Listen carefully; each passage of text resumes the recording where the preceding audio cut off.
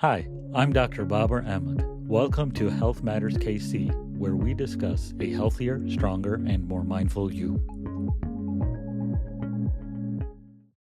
So today I have with us Dr. Rhiannon Moore. She's a psychologist who has a PhD and serves as a diagnostic specialist at St. Luke's Hospital for the last 6 years.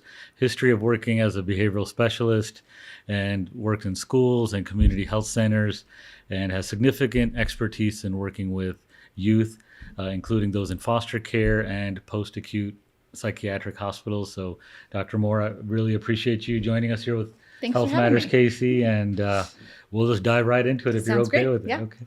Yeah. So, when it comes in regards to mental health today in youth, what is it that you believe that we're getting wrong right now? And then what would be, in your opinion, some causes for worsening mental health crisis in children? Sure. So I think primarily what we're getting wrong is that we focus on a lot of retroactive stuff. We wait, just like acute hospitalizations. We wait until things are at a crisis point before we do a lot of support or intervention. Our field as a whole, and some of that is because of the insurance system and other Yeah. things, but we focus a lot on fixing things or trying to fix things once they're really bad rather than focusing on prevention and early intervention and supportive education.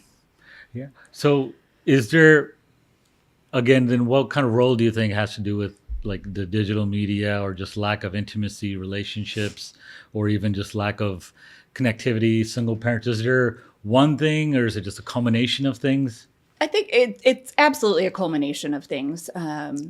Digital media, of course, it has its pros and cons, right? Yeah. There's a greater access to information, Yep. but you also got to be cautious of the information that you're Yes, getting. exactly.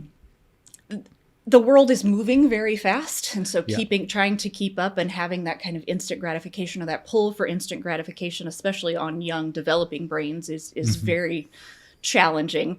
As well as parents trying to teach kiddos about these things that didn't exist when they were children, right? Yeah, And so exactly. trying to teach your kids about something that you don't have a ton of knowledge about, and trying to keep up with the paces is absolutely challenging. But we also have lots of socio and political factors that influence mental health as well. Things like mass shootings and I mean, we could go down rabbit holes of all kinds of different things, but the online space makes it hard to get away from any of the negative, makes it hard Yep. to take a break. And so it's just this kind of constant bombardment. Yeah.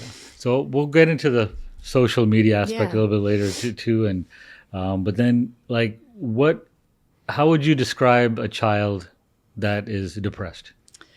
So it looks really different person to person. One of the really unique things with kids and adolescents in terms of depression is a predominant kind of irritability, agitation versus a true kind of sad, down, withdrawn, depressed presentation. So we see an increase in irritability and agitation and kind of combativeness, oppositional type behavior, which is then hard to distinguish from, is this just a kid being a Yeah. kid, Yeah. or a teenager being a teenager? But we see that in combination with things like changes in sleep schedule, changes in appetite or activities. We really look for kind of a pattern rather than a single thing, but that irritability is often the kind of tipping point. So in your experience, like in your history, what was the youngest child that you experienced that was diagnosed with depression? I've seen kiddos as young as 8 or 9 that have at least meet some criteria. I think when we're talking about full kind of clinical major depression, wouldn't be uncommon to see it at 10, 11, 12. Okay. And is it, in your experience, is this something that's inherited, or is there a certain like family dynamic where you would be, where your antennas would go up, or is it a little bit of both? Like, is it the environment? It's a little bit of both. And in all honesty, our science isn't sophisticated enough yet to give us those full answers or to really flush that out. But certainly there are genetic factors. There are also environmental and family factors. But outside of that, the whole world plays a role, right? There are school-related factors. There are social-related factors. So it's never just a one kind of thing. So, and I'm assuming, have they like pinpointed like a gene that they could No, attribute it? we know a lot about the neurotransmitters, right? The dopamine Yep. and the serotonin and norepinephrine that vary and can dip, and when we are looking at things like depression. But there's no specific gene that we've identified as of yet. There's no brain scan, there's no blood Yeah. test, there's nothing Yeah. that definitively will say yes or no. Yeah. So now you had mentioned brain scans. So in those brain scans, do they notice like there's decreased serotonin, or Yeah, we see decreases in those neurotransmitters, the norepinephrine, the serotonin, the dopamine. We can see those in different regions of the brain, and we can see different activity in the brain. But how that all relates to a full picture of depression isn't fully understood just yet. So is there anything that, in your experience, that maybe adults or parents are not doing, or maybe they're just not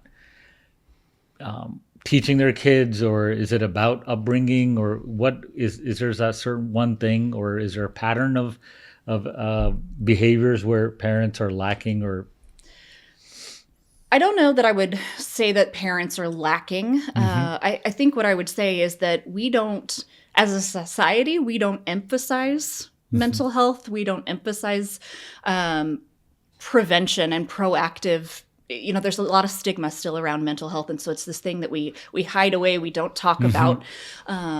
I had this kind of realization when I had my first kid of the hospital did a lot to prepare me for physically caring for this baby, right? Don't shake them, make sure that you have a car seat, feed them at this time, take them to the doctor at these periods.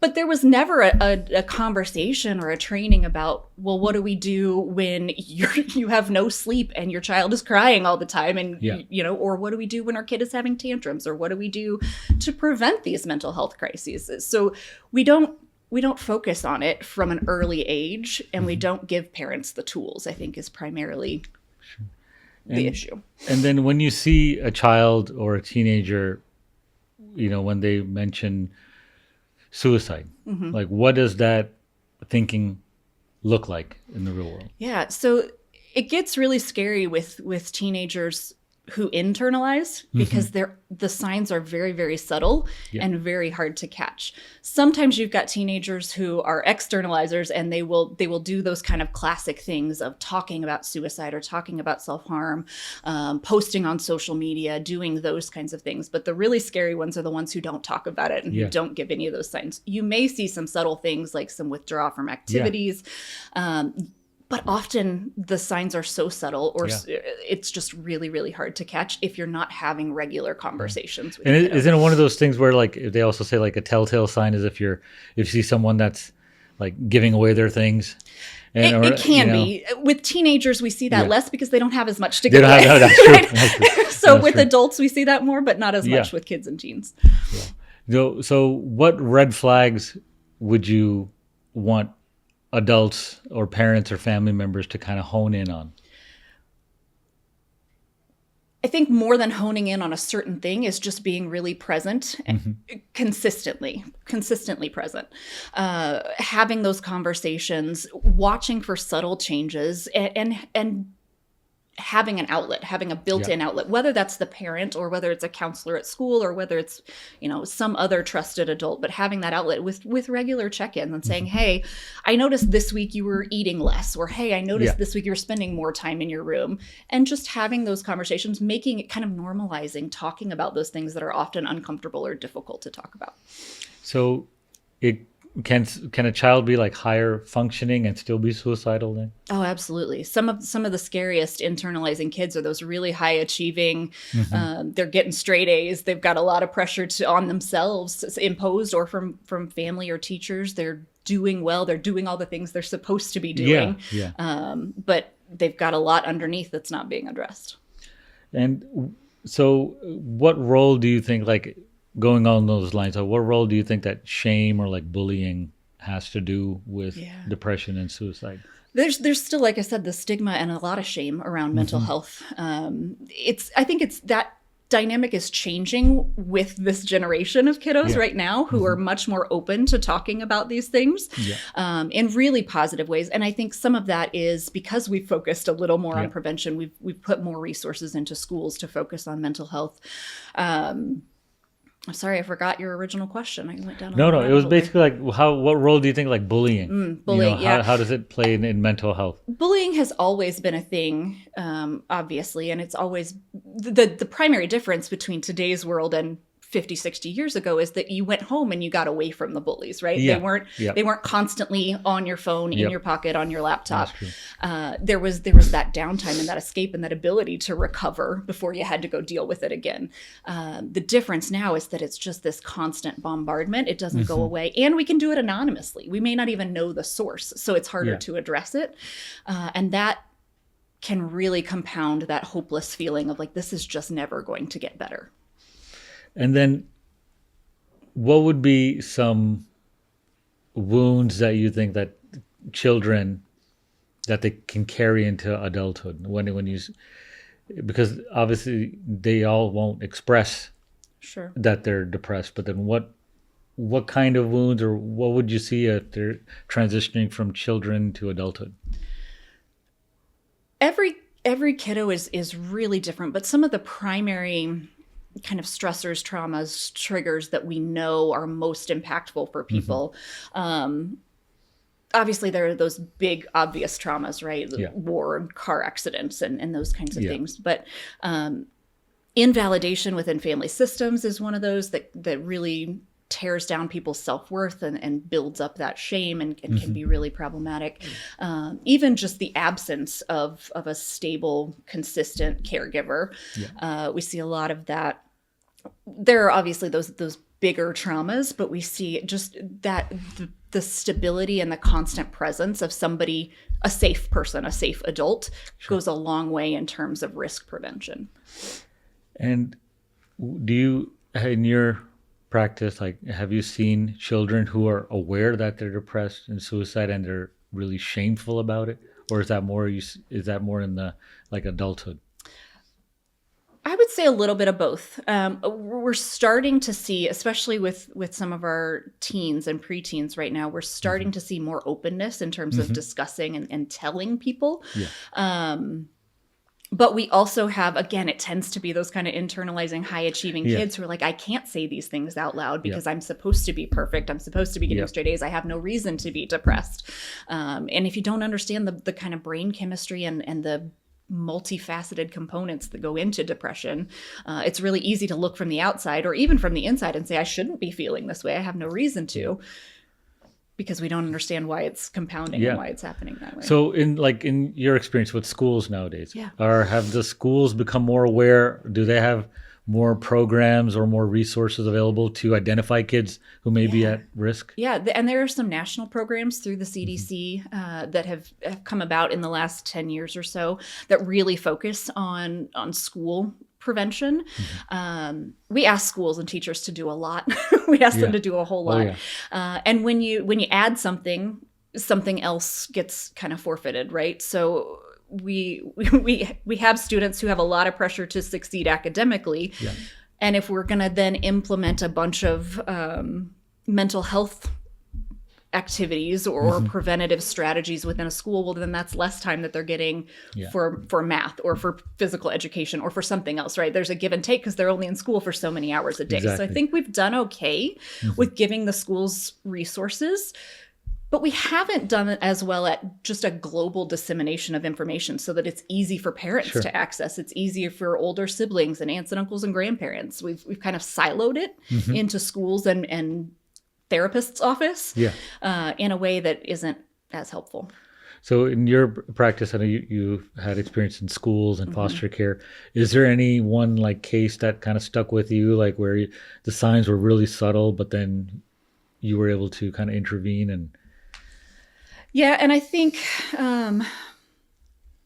one of the cases that probably stuck with me the most was a kiddo who, from the outside, if you just looked, seemed like they were doing all the things they were supposed Yeah. to be doing, right? They had a scholarship in place as a senior, and they were high achieving in school, and they played sports, and they did all the things.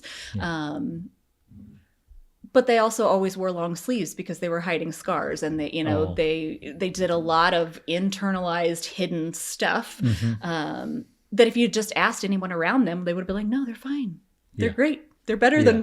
than average, right? Because they Yeah. just get so adept at kind of masking and hiding that stuff because of the shame and the stigma. Oh, well. And I know before we kind of talked a little bit about the family structure as well. So um, if if a parent or a sibling or someone or even just like an outsider thinks like, oh my God, they have everything. They're well off. They've got a car. He's got a phone. He's got a girlfriend, boyfriend, or what have you. So like, what is lacking? So in their life. So what would you say to a parent who says that like they shouldn't be depressed? They have everything. Yeah. Well, when we look at a kid who has everything, we're really focusing on material things, right? Sure. Yep. And I think that's the struggle there is, yes, they have all they could want physically. They have all these material things that don't actually contribute to happiness or Yes. to mental health in any Yeah. way. We haven't done a good job of disseminating information about brain chemistry and about trauma and about family systems and all of these kind of more subtle dynamics that contribute to depression. Yeah, because I know like some of the neuroscientists that I listen to too, they always say like serotonin is satisfaction, dopamine is pleasure. Yep. So unfortunately, the way life is nowadays, especially with kids, they're seeking the dopamine. Even adults too, not just Yeah. kids. They're seeking more the dopamine hits rather than Yeah. the satisfaction, the serotonin hits. Those those dopamine hits come rapidly through things like Yeah. social media and video games and this Yeah. instant gratification world that we Yep. live in. And then your brain gets used to it almost like an addiction. Your brain expects more and more and more of it, and you can have urges and withdrawals when you're not doing it, and that can contribute to that depression and that irritability. So with like the parents, how can they be unintentionally be contributing to their children's anxiety or depression or the mental health disorder? I think those messages of you have no reason to be depressed, you just suck it up. I've heard lots of parents with the best of intentions be like, well, if you just got out of bed and if you just went to school and if you just did the things, if you just saw your friends more, if you just talked about it more. But Yeah. those are easy to say, but that doesn't facilitate the actual Yeah. mechanism of doing it. So I think being really intentional with our words, but also doing less talking at people and more listening, more soliciting of what is it that you need? What is it that's missing? For every kiddo, it's going to be different, but there are some categories of like, I need a safe person. I need a safe place. I need medication, whatever that may be. Kids and teens especially will tell you what they want and need if they have the outlet to do that, right? So why do you think parents do fear that? Like you mentioned, like why do they fear directly talking to their son or their daughter and saying, "Hey, what's going on?" Like why is there that barrier? Yeah, I think that's multifaceted too. I think in terms of the depression and suicide stuff, there's this worry or this fear that if we bring it up, it's going to put an idea in their head. Like they never would have thought about suicide unless I had asked them if they were thinking about suicide. Or they could be in denial. Sure. Yeah. Yeah. And I think some of it is It also can't be my kid. Yeah, it's parental shame, right? It's like, no, my kid. If my kid is depressed, then I've done something wrong, and I can't. That can't be it. Yeah. So then, what would you say to those parents? Like, what would be like an important emotional skill that they should model for their child? Like one, if there was like one statement or sentence that a parent could say to their child, what would that be? Do you think? I don't know about one statement, but I think a skill that is really helpful is regulation. And we talk a lot, we focus a lot on self-regulation, but kids and teens, their brains are not developed enough to do really great self-regulation, especially if they've never had a model of that. So regulation is our ability to deal with those big feelings and emotions and events that happen. And if we have caregivers who can't do that for themselves, then they certainly can't help us do that. So there are a lot of parents who, when they get dysregulated, it's yelling or screaming or throwing things or walking away or isolating and shutting people out. And then that's what we're teaching our kids. So focusing on co-regulation and everybody working on that regulation together as a family unit is much more effective. And then going also along lines with parenting, like how do the cultural values, like depending on if you're an immigrant or which faith you believe in and traditions, like how do they affect emotional expression? Like in your experience, what have you seen?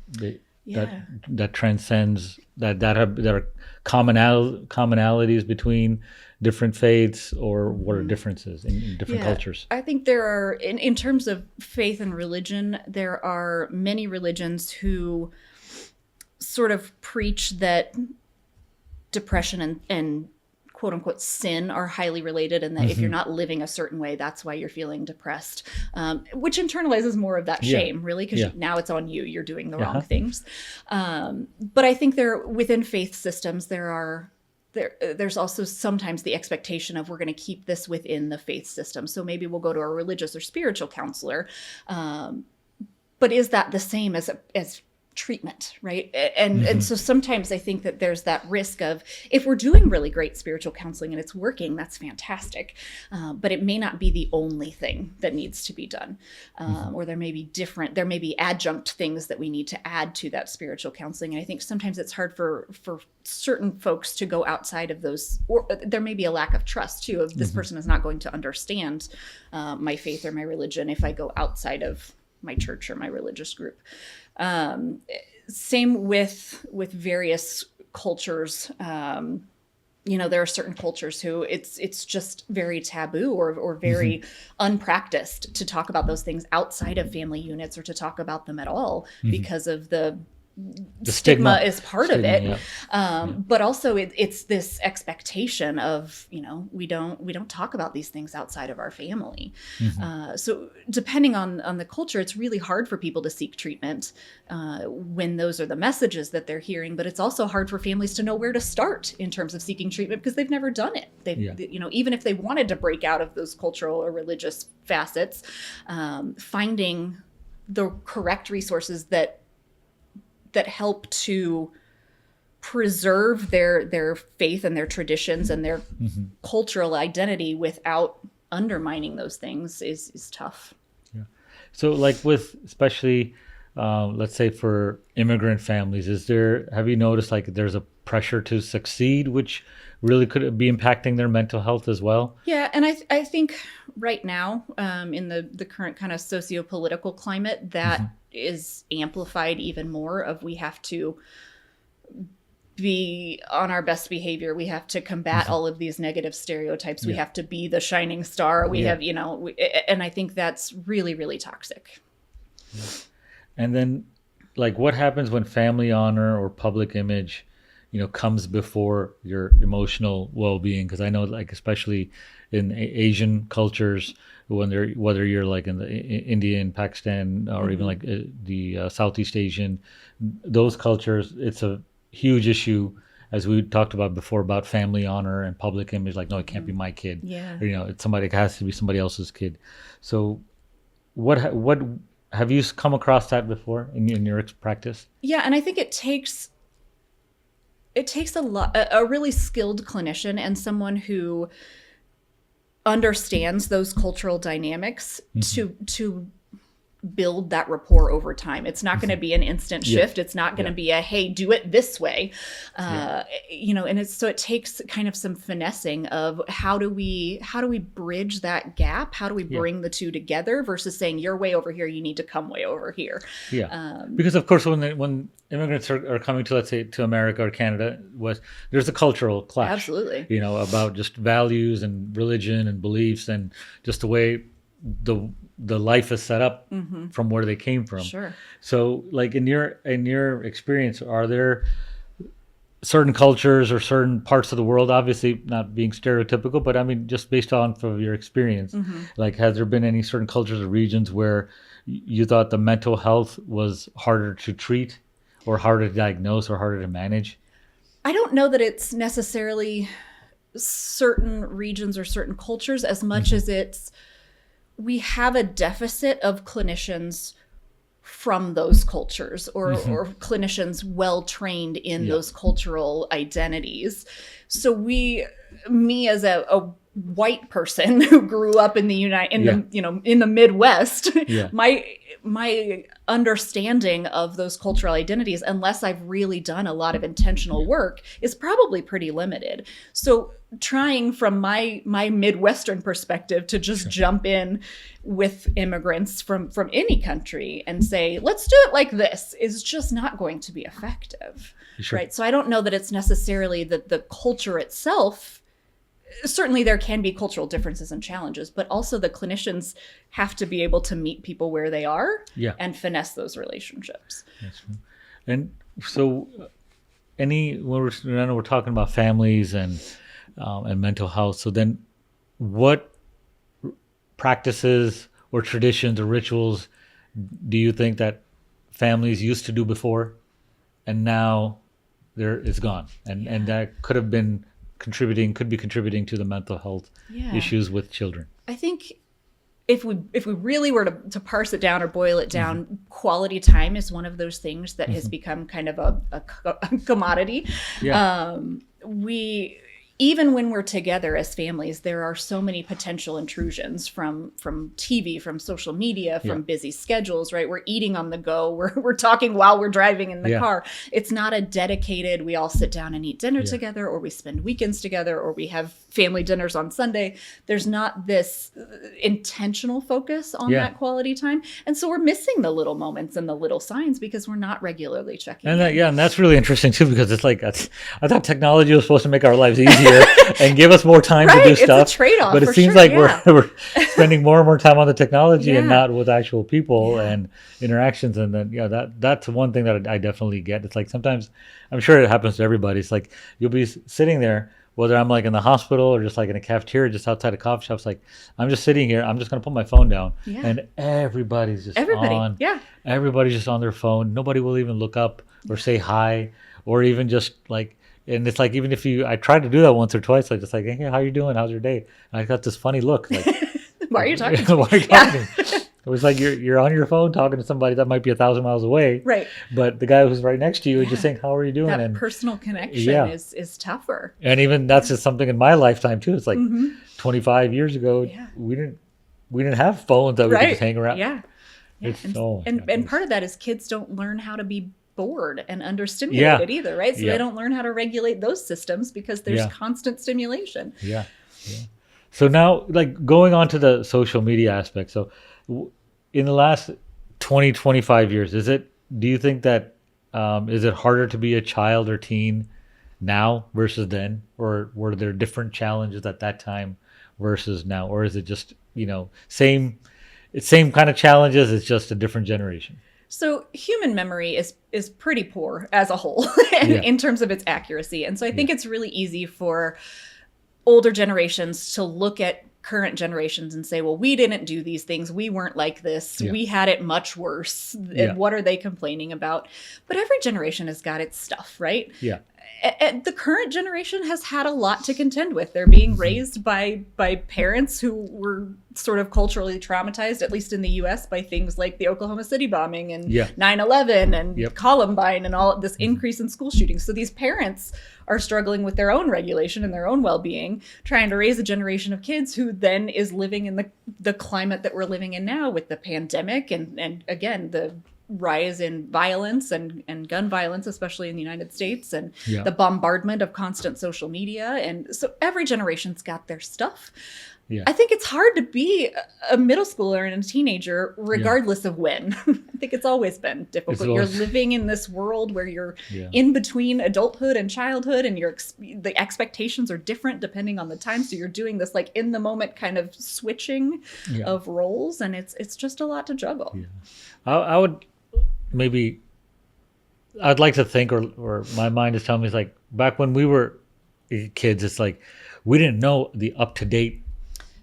There's this mass shooting or there's this issue that happened. It's like literally you could be on the phone 10 minutes and you could get the whole world's news in the palm of your fingers. And when we were kids, it's like we were shielded from that. We were. We didn't Yeah, know. It was like absolutely. we'll go home, watch TV at Mhm. midnight, or I mean, like later on at night, and then you'd find out like, okay, this is what happened. Yeah. So you were kind of distanced from that. Now it's Yeah. just like in your face all the It's time. always, it's constant, and you have to be really intentional about not taking in some of that stuff, Yeah. which is Yeah. hard. Yeah. I mean, as adults, it's hard too. I mean, Yeah. you can imagine if you're just like a 15-year-old kid who's going through their own problems, and then you're seeing Right. all of this negativity Yeah. everywhere. And it's just, And I mean- look, as a teenager, looking at the world, at least you Yeah. know there are global events, but certainly from my perspective in the U.S., as a teenager looking at what's happening in our country, Yeah. it's really hard to have any kind of trust or hope that the adults around you know what they're doing, Yeah. or that things are going to get better. There's Yeah. a lot of really negative messaging that kids are just bombarded with. So what motivation do I have to push through, to keep trying? To what am I Yeah. working toward? It feels like the whole world's falling apart. yeah. So So we know we talked about a little bit before about the neurotransmitter dopamine, serotonin. Mm-hmm. So have you noticed like when it comes to the kids, boys or girls, or even Steven? you know, I think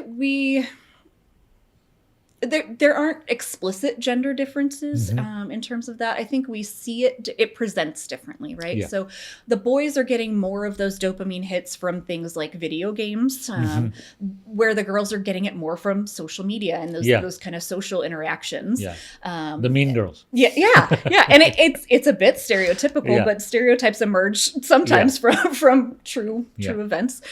So we see it differently, and it presents differently. With boys, we see more of that kind of overt aggression, whereas girls, we see more of that kind of passive aggression, Yeah. internalized sort of stuff. So and in your experience, like what like online communities or content do you think is most harmful for the kids? All of it. Certainly things like Snapchat, where we've got that instant gratification, but then it all disappears.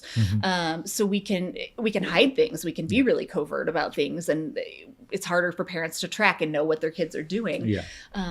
The flip side of that are the messages and the images that just never go away, right? So we've got the ones that disappear, but then we've also got the ones that stick with us forever and never go away. So we make one mistake and it follows us for the rest of our lives. Yeah. So I think social media as a whole, if we're not teaching kids how to safely use social media, how to set limits around social media, it's just really easy for all of it to be detrimental.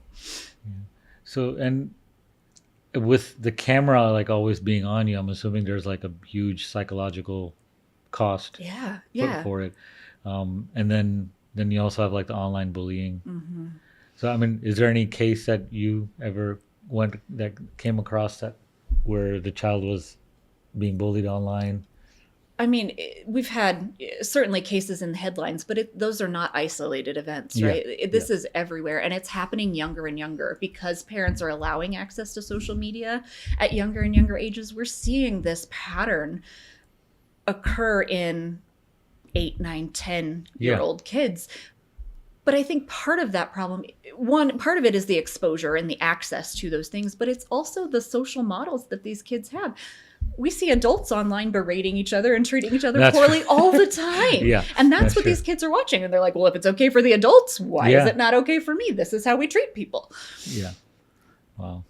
And then if as a parent, then when you're seeing your child, like how would you, if you're suspecting that there might be some bullying going on, or you're noticing some subtle changes, and how as a parent do you handle that? Like how do you approach your child about that? Yeah, I think, again, hopefully we're doing some more preventative education versus waiting until it's bad, waiting until we're noticing it, because we know that our kids aren't going to tell us until it gets really bad, right? Until they can't handle it on their own. So hopefully we're doing some proactive teaching around here's what needs to happen, here's when you should report things. Adults don't ask us to keep secrets. There are lots of kind of preventative education pieces that I think have to happen first and foremost, right? And we should start talking to these kids as soon as we can, 6, 7, 8, about here's here is the internet, and here are all of Yeah. the pitfalls of the internet, and here's how we stay safe with the internet. But when it gets to a kind of boiling point and we've noticed it, at that point, it's really important for parents to put some limits around their media if they haven't already. It's really important for parents to try to develop some community partnerships, whether that's counselors or teachers at school, whether that's other family members, lots of safe people to monitor, but also to be a sounding board and to be a safe space. So have they done any like research or written any papers on this, or in your research too, like a direct correlation with the amount of time spent on the internet and digital media with mental health and like the ages associated with Yeah, it? Like, and those studies I'm sure are out there. It's when we compound, each brain is different, right? But when we add ADHD into the picture, Sure. Then that impact of media is going to be different than a neurotypical brain. So there's a lot of variables there. The kind of research-based guideline is no more than 2 hours a day yeah. of direct screen time in general, not even Yeah. social media, but screen time in general. You're almost always blowing through that 2 hours Yeah. with any school age kid who has a device, right? Sure. Because they're school issued devices and they're on their computer almost Yep. all day at school. So for our brain health, we want to say 2 hours or less a day, but Yeah. that's not practical in the world that we live in. Sure. So figuring out those individual balances in the home environment, and encouraging, I think part of the issue is that kids, because of that dopamine suck, get that, like, that's the first thing they think of, right? Yeah. And so doing things with our kids to encourage them to get out of the house and to get moving and to get away from screens. But if we're on our phones the whole time, Yeah. then that's what they're going to do too. Exactly. Right? Exactly. So So, I mean, is there an age? Because I know that I always get that question. Like, is there a certain age where, or age limit? Like, this is before this age, kids should not be on their phone. Like, where is the cutoff? Is it 5, 6, 7? I mean, I know there's no. most pediatricians will tell Yeah. you if you can hold off until age 3 at 3. minimum, Mhm. you're going to do a lot for that brain health, a lot for that Yeah. brain development, because there is so much growth and development happening Yes. in that 0 to 3 window. Yeah. Ideally, we're limiting it far beyond that, though. We're limiting an hour a day max until we're 10, 11, 12. And then we're still trying to focus on that, at least for fun screen time. We're still trying to focus on no more than 2 hours a day. So when parents bring their children to see you, whether it's for depression or for mental health, do you have that as like a prescription for them? Like, hey, we got to limit the screen time to 1 hour a day, nothing more. I think the really great news is that some families are already very acutely aware, Yeah, right? And yeah. and some of that happens retroactively because they've seen what happens when you take the Xbox away, Oh, right, yeah. for the first Oh time. my God, I've seen that too. Like Right. in the emergency room when I see Yeah. parents bring their Yeah. kids, they'll say that the child is sick. I'll see them; they'll be on their little gadget or device or the phone. And man, if I just try to like even Yeah. just take it, say, Yep. hey, kiddo, let's just put this away. They Uh-huh. like give me that dirty Oh, yeah. look and like, how dare you? And they if just all start- you're getting is a dirty look, you're Yeah, doing and they good, just like right. like swinging and there's like yelling and screaming. I'm like, oh my God! And Like, dude, you're only 2.5, Right? aren't you? Like, So often what we recommend to parents is not an abrupt removal, Yeah. because much like in an addiction to drugs or alcohol, right? If we just say stop drinking right now, Yeah. we know that's not going to set anybody up for success, right? So we're gradually, and we're having those conversations about what the expectations are, but Yeah. we're gradually decreasing, and we're helping them to find supplemental activities, because you can't tell a 13-year-old you don't get to use your phone at all, but go Yeah. find something to do, right? Yeah. They're going to sit there floundering. They're not going to have any idea. So we've got to help them in the process too. So what advice would you give to parents that are struggling with their kids that are, with managing screen time and setting up boundaries? I would say let's take a gradual approach. Be collaborative, especially with kind of pre-adolescents and teenagers. They can be an active part of that process. We can have conversations with them about, here are the things I'm noticing around screens and social media. What are the things, do you have concerns, right? And if you don't have concerns, let me tell you why I have concerns. And then let's come to an agreement together of what that's going to look like. It gets really hard when we have kids who kind of go back and forth between co-parents, and if those co-parents don't have similar setups or similar expectations, or if we've got kiddos who are home alone a lot because parents have odd work schedules. So it becomes your screen becomes your parent. Right. Yeah. The practicality of it is really, really difficult. So we talk about moderation a lot. We're not really looking at abrupt cessation because we also need to prepare our kids to use technology in the world. So if we just say don't ever use it, that's not very practical either. So the part of social media when it comes to the likes and the followers, how does that impact somebody's image, ego? How does that play a role? It's all about self-worth, right? And that instant gratification. It's I can immediately get a read on how people think about me, but then if they don't respond or they don't respond in the way I anticipated, that's a direct hit to my self-image, my self-esteem, my self-worth. And it's compounded because I can keep revisiting it, right? It's not just ruminating about it in my brain, but I can go back to Facebook and look at all of the horrible comments. I can go back to it and I can't ever get away from it. Even if I deleted it, it still lives out there somewhere. And if how would you sell it to the parent? Like if they were to say, if your child was to step away or cut back on the screen time, what positive impact would they have? I think it's less about selling it to the parents and more about selling it to the kids.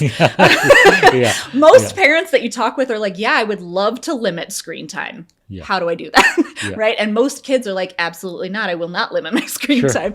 So it's that kind of collaborative approach, but it's also some education because most kids and most teens live in a world where decisions are made for them a lot of the time, right? It's your parent says this, your teacher says this, your coach says this. These are your expectations. They don't have a ton of autonomy. We're not teaching them to be functional until we throw them out in the world, right? So building those collaborative relationships and offering lots of choices when they're younger so that they learn to make safe decisions from a very young age. So lots of education, lots of collaboration, lots of preventative talks over the years rather than just that one conversation where we sit down and talk about how scary the internet is. So for kids who are really, really stuck to the screen, what activities would you recommend? Like, let's get away from the screen, but this is something what constructive activities would you recommend? So we want something that we're not going to get that same type of dopamine hit outside of media, but we can over time build up those dopamine reserves, right? So anything that is physically active, and there are a lot of kids who don't love physical activity. So just telling them to go out and go run is not going to be effective. But what is something physical that they do enjoy, right? And maybe that's working with their hands. Maybe that's going for a walk or a bike ride. Maybe it is going to a boxing gym or a trampoline park or getting that big physical activity. But the biggest dopamine hit that you're going to get outside of screens or substances is movement and physical activity.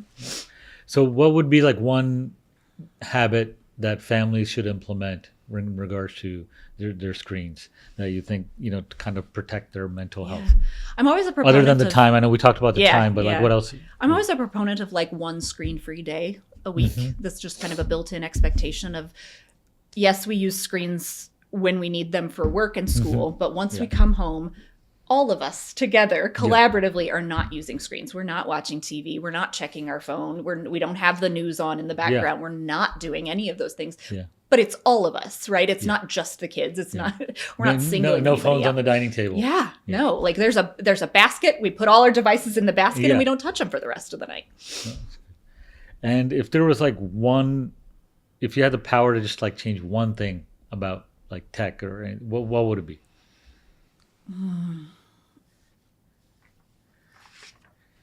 I don't. That's a big question. It's pretty broad. And I think if there were ways to ensure that information was being vetted before it's posted online, that could go a long way. But it's a soapbox for anybody who wants it, right? So you can.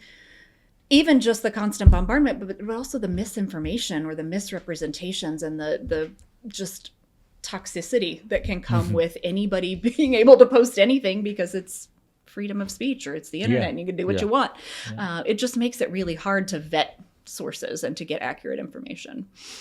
So I'm going to switch gears a little bit now too. So like when it comes to like mindfulness or meditation, what role do you think mindfulness plays in mental healing for kids and for teenagers? So a lot of the world we live in is future focused, right? We're planning for the next step. We're moving toward the next thing. We're meeting those expectations, or we're overthinking all of those things that went wrong in the past. So we've got that future focus and we've got that past focus.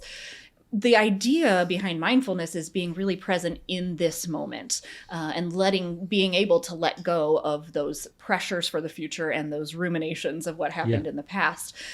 It can go a long, long way in centering ourselves and being able to regulate, because if our brain is bombarded with all of these future and past worries, it's really hard to regulate what's happening right now, because my brain is all over the place. So it's a huge skill, but it's also one of those skills that we have to teach. And if we're not doing it ourselves, we can't just hand a kid a script and say, go do this thing, right? It's not going to be very effective. So what would be like some common misconceptions about mindfulness or meditation that you've seen in your practice? I think some of the misconceptions are that it's only a spiritual practice. It's only for folks who have some established religion. I've heard that a lot. Some of the other misconceptions are that it's only for people who have poor mental health. It's only for people who are really struggling. Whereas if we build it into our daily routines and make it just kind of a constant practice, it goes a long way in preventing and regulating in general. So would a child, like what would be the age that you think a child would understand what mindfulness actually means? I started with my kids when they were 2 or 3. We would do some little practices at bedtime, just some short recorded practices to wind down at night.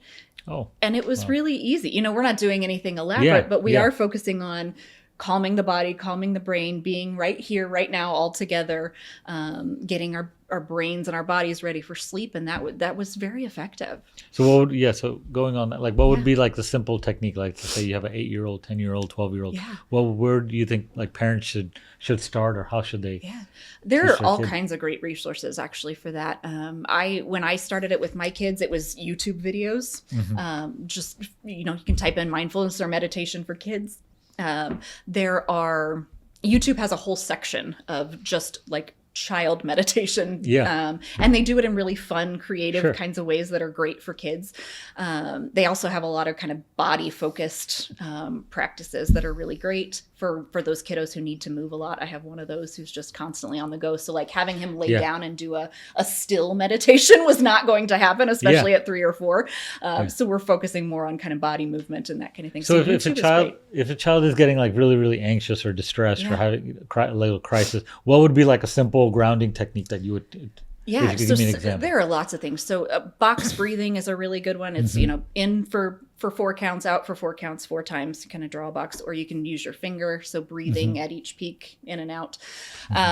One of the mindfulness techniques I use a lot with kids because it's really incorporating all of the senses. It's a countdown from 5 to 1. So 5 things you see, 4 things you can feel, 3 things you can smell, 2 things you can hear, 1 thing you can taste. So you can mix that up. The order doesn't necessarily matter, but it's really incorporating all of those senses and describing what do I hear, feel, see, taste. So they're shifting their focus from their mind into something that's concrete. Something concrete and tactile. Oh, that's really cool. That's really cool. And then when it comes to counseling, therapy, mindfulness, medications, what would be your like approach or best way of? Was there one thing? Is it all of them? It's almost always a combination of factors, with the caveat of not everybody needs medication, right? I think there are a lot of people who are really, really cautious and skeptical of medications. A lot of people who are misinformed about psych meds, especially. A lot of people are scared of psych meds. And again, that goes back to that stigma piece, but they can be very effective and very helpful when we are using them in combination with things like therapy and preventative and co-regulation and all of those things. When we throw medication at everything as the only tool, it's not always super effective. But I think one of the things that the medical community does really well is that focus on prevention, right? We have well child visits and we have yearly adult visits. We don't do that in the mental health side. We only see a therapist when things are really bad. So moving more as a society into that realm of prevention and education, I think, is really the key. But then pairing the different tools. The illustration that I use for kids is, if you've got a toolbox and the only thing in it is a hammer, it's not very effective for all of the projects that you need to take on, right? So if you're only using medication, it's probably not going to be very effective. But if we fill that toolbox with all of the tools or many of the tools, we're going to be in a better space. It's one of those unfortunate things. I mean, going off on a little bit of a tangent, but like in the emergency room, I've seen so many patients, so many kids come in, teenagers and young kids, and because the parents just don't know what to do with them. They don't want to go to school, or they're just having a mental health crisis, or they're just really, really depressed. And they're on these really high dose, like even antipsychotic type antidepressant medications. And when you talk to them, it's like, man, they don't need the medicine right now. They just need somebody to talk to. That's it. That's all they need. And it's like, we're setting them up with counselors and therapists. And then when you're in the thick of it, you find out like, oh crap, these services don't exist. It's like, hey, like, I have a child here. He's 12 years old. He's just really depressed. He just needs, and then you find out like their next appointment isn't until like a month away. And a month is good. It's like our system is broken. It does not work well. It doesn't focus on prevention and education, but it also isn't easily accessible when we need it in those crisis moments. And then we'll get a psychiatrist or a psychologist or a nurse practitioner online, and they'll interview the child. And if they are deemed that they're suicidal, then we have to get them into a psychiatric facility. So like when would you say that, okay, this is now a time for inpatient treatment? I'm a little biased here. I worked inpatient for a while. Part of the problem with inpatient is the insurance regulations around reimbursement for inpatient. Often insurance companies are paying for 3 to 5 days. Sometimes you'll get as much as 7 or 10 days. We're not fixing a crisis in 3 days. We're medicating and we're monitoring medication response, and we're hopefully doing some therapy if it's not over a weekend, right? The system, the way it's set up, is not effective. We're housing people and physically keeping them safe and monitoring meds. It's often not a great... It's a great resource for physical safety. It's not a great resource. Basically, you're just getting them out of their environment. And so if that's the only tool we have available, if we've got a kiddo or a family who really cannot guarantee safety, and if that's the only tool we have, then fine. But more often than not, I don't find it super effective. In your experience, like, is it when they're there at the facility, are they getting counseling at that time? Is it or... The idea is yes, right? The idea is that they should be getting some level of individual counseling. Ideally, they're also getting some family counseling. They've got a medication provider. They're doing some group therapy. But they also have to still go to school. They also still have to eat and sleep. And if they're in a facility 45 miles from where their family lives, then that family counseling isn't necessarily happening. If they go in on a Thursday and they discharge on a Monday, and the therapists don't work on weekends, then they're not really getting a whole lot of therapy during that time. And I'm assuming those facilities aren't very homey. Oh no, certainly. Most of them, you can't wear anything with drawstrings, and you can't have shoes with shoestrings, and you're sleeping on a cot, and it's not any place that anybody wants to be. But it's also not a great healing environment. So basically, it would be like the last resort. When you have nothing else. And so, what would be one thing that you wish everyone knew about mental health? That it's okay to talk about it. that we should be talking about it more than we do, and that it's just as important as physical health. And if we aren't focusing on both the physical and the mental aspects, that we're missing things. And so, what would you do to stay like mentally grounded in today's negative, chaotic world that we have? Yeah, I think the limits around how much of that information that you're taking in, Yeah. being really purposeful and intentional of, I need to stay up to date, but I Yes. don't need to be bombarded or overwhelmed. So I'm going to give myself 30 minutes of news time. That's more than enough to take in what you need to take in, right? Yeah, Without going yeah. down a rabbit hole. So setting those limits, being really intentional there, but also having outlets for things that help you to still see the positives in the world. And that's going to look different for everybody. We talk a lot in our field about coping and about self-care. Self-care is fantastic. Yeah. But when we live in a world that is flooded with toxicity, that self-care only goes so far. Yeah. So building those communities and finding those positives is really, really important. And what would be like one small practice that you could tell like the listeners that they can start today to feel less alone? Like, let's say you're a teenager or a parent. What would you recommend? I would say finding ways to connect in person. For some people, that's very limited, right? There are some people who, if you're more comfortable online, if you can't get out of the house, you're homebound for some reason, those internet relationships are fine. But we are social creatures. We need that social connection. We need that physical contact. We need to get out of our houses and out of our spaces, and we need to be exposed to different things. So finding those ways to connect in person, in ways that feel safe and comfortable for you. So what would be like one mental health myth that you just totally hate, that you just want to kind of bust right now?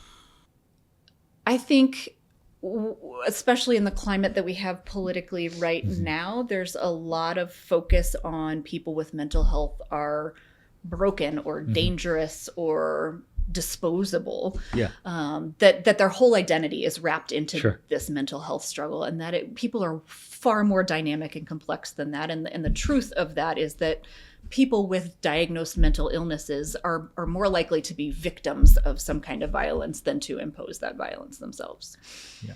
And one practice that you would just completely swear by, like, I have to do this, or someone should do this for their mental health. Sleep. We are really, really terrible at prioritizing sleep and understanding the importance of sleep. And our brain does so much growing and repairing and regenerating when we sleep that chronically, and especially with media, right? We are chronically underslept. And that makes it harder to do all of the other things that we need to do. And our brain is, if we're not getting adequate sleep, our brain is prioritizing resources for survival rather than coping and wellness. And we're really terrible at prioritizing it. Yeah. Because I can imagine, because if you're not getting enough sleep, you're not letting your body regenerate, and you're not getting the neurotoxins out of its system, and that's just, you're starting behind the eight ball the next morning. Yeah. You're asking your brain to keep up with this fast-paced world without enough rest. Yeah. And so if there was someone listening right now, like a child or an adult, who's struggling with depression or suicide, what would you say to them? What would be the first thing that they should do, in your opinion? I think the first thing is recognizing that they are not as isolated and alone as they may feel. That this is a very common thing, that it affects, I think the most current numbers are like 20% of teens. So, 1 in 5-ish teens experience anxiety, depression, suicidal ideation. Yeah. It's far more common. And those are just the ones that are reporting it, right? Yeah. So we know that probably those numbers are even higher.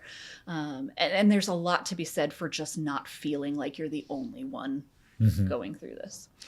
And if, let's say you have a friend, someone's friend or a parent or a sibling, and they're really worried that, I think they know this person, they might be depressed, or they might be severely depressed or suicidal, any resources, centers, any point of contact, if they don't feel comfortable approaching that person themselves, Do you have any Yeah.